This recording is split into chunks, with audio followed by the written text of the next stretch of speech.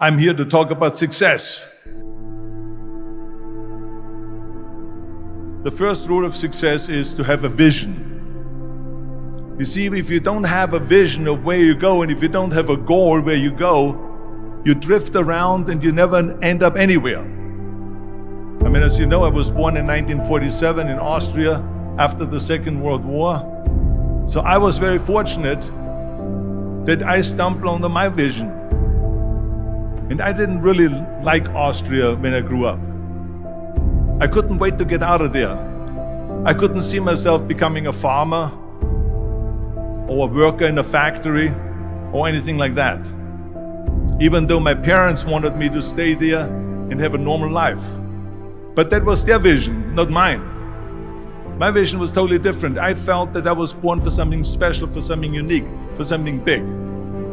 Then one day I went to school. I remember I was 11 years old, and they showed a documentary about America. And there they showed in this documentary the huge skyscrapers, the high-rises, the huge bridges, the 6-lane freeways, and all of this stuff. And I said to myself, that's where I want to be. I don't want to be around here with these little farmhouses and these little buildings. I want to be in America.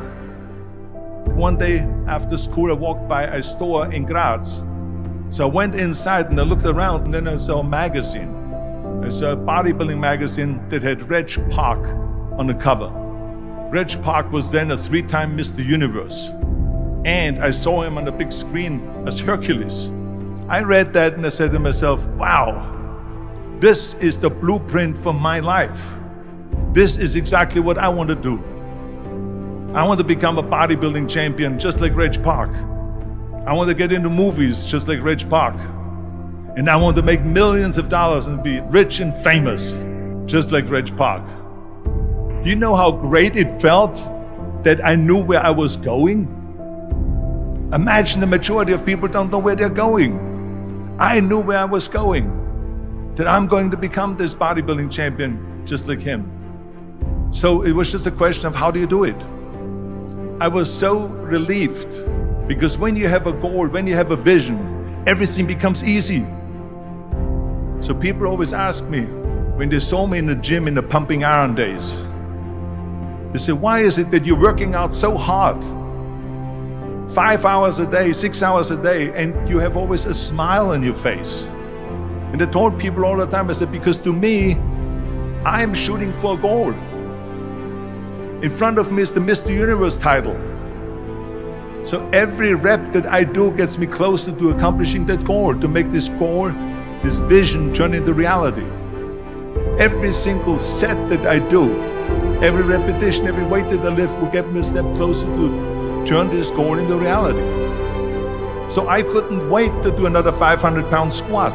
I couldn't wait to do another 500-pound bench press. I couldn't wait to do another 2,000 reps of sit-ups.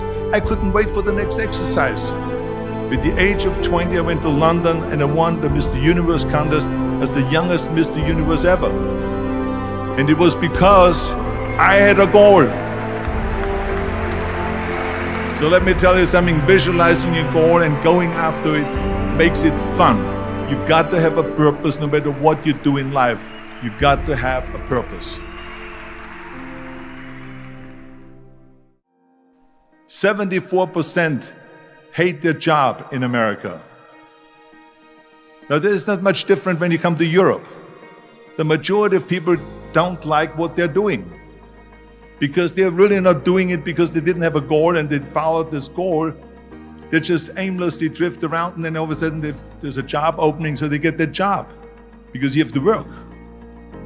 But then when you work, it's a chore. It's work. It's not fun. So if you think about, only a quarter of the people really enjoy what they're doing in life. That is unbelievable if you think about it. So I felt so blessed that I knew what I was doing. It's like a medical student that studies and knows he wants to become a doctor. You know where to go. And the same thing is also in politics. I remember that in politics, I had a very clear vision that I will be the leader of California. This is as far as I could go because I was not born in America, so I could not run for president. So being the governor of the fifth largest state, I should say the largest state, the fifth largest economy in the world, was for me really the ultimate title, the ultimate accomplishment in politics. So even though people came up to me and says, why don't you go and run for something smaller, you're never gonna make it. I ran for governor, and then 2 months later I became governor of the state of California. Again, because I had a very clear vision what I'm gonna do with California. So that's rule number one, have a vision. Rule number two is, don't listen to the naysayers. Don't listen to the naysayers.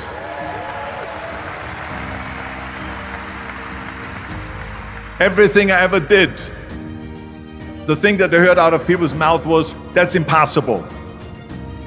That can't be done. Or no. That is exactly what I heard, and of course I proved to the people that it can't be done. So whenever someone said to me, it can't be done, I heard, it can be done. When they said no, I heard yes. And when they said it's impossible, I heard it is possible.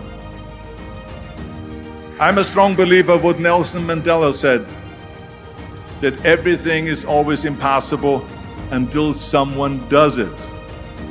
Well, I'm gonna be the one, I said to myself, I'm gonna do it and I'm gonna show it to them. Maybe it has never been done before. That's perfectly fine with me. But I'm gonna do it. And I did not listen to the naysayers. It's all about the hard work that you put in. I said to myself, in bodybuilding I worked out 5-6 hours a day. I'm gonna do the same thing now for acting. And of course I went to college to study English. I studied the accent removal, acting classes, and all of this stuff, all day long. I worked and I worked and I worked. And within a short period of time, I made one movie called Hercules in New York, which of course went right into the toilet. But it didn't discourage me. I still had the same vision. And then all of a sudden I did Streets of San Francisco. I did Stay Hungry and Pumping Iron and The Villain. And then all of a sudden I was asked by Dino De Laurentiis and by Universal Studio to star in Conan the Barbarian. And after I did Conan the Barbarian, the director at the press conference said to the press, the director was John Milius. He said to the press, if we wouldn't have had Arnold, we would have had to build one. So think about that. The very body that they said can never be sold because the time is wrong. A few years later, I'm doing Conan the Barbarian, and it was the #1 hit at the box office when it came out in the summer of '82. Think about that. And the director says, if we wouldn't have had his body, we would have had to build one. So all of a sudden, my body became an asset, not a liability. And the same thing was with Terminator. After we were finished filming Terminator, Jim Cameron said to the press, if Arnold wouldn't have had that accent and talked like a machine, I think the movie wouldn't have worked. So think about that. The body and the accent that they attacked was an asset. But I didn't listen to those losers. I didn't listen to them at all. It's just the reality of it is that you cannot listen to the naysayers. So this is a very important lesson for all of you.